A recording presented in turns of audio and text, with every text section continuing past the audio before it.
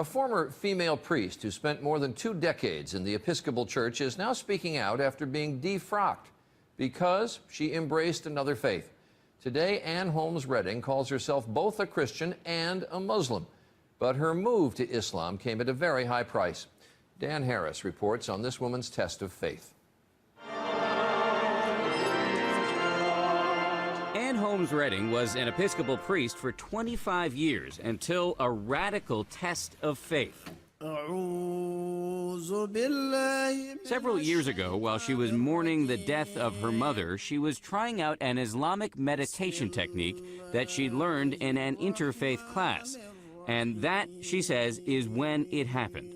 It came with such clarity and such power that I could understand it as nothing else but an invitation from God. In fact, she says it was Jesus himself who led her to Islam. You think Jesus led you to become a Muslim? Yes.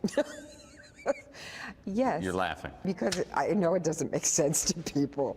Now, Redding not only prays in church, but she also prays 5 times a day to Allah.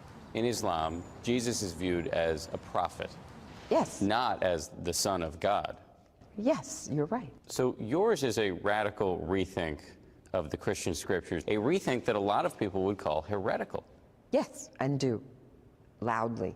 This spring, the Episcopal Church revoked Redding's right to be a priest. Being defrocked, I would imagine, was a pretty traumatic experience. Yes, that's an understatement. To imagine not being involved intimately in the lives of believing people, helping them understand their relationship and calling, baptizing babies. It's a big loss. It's a huge loss. Redding admits she still struggles to explain her transformation, even to herself. I am the one who's going to have to answer for this. I'm the one who's going to have to answer for what I've done with my life. And do you feel confident about that moment? It's in the best of hands. Dan Harris, ABC News, New York.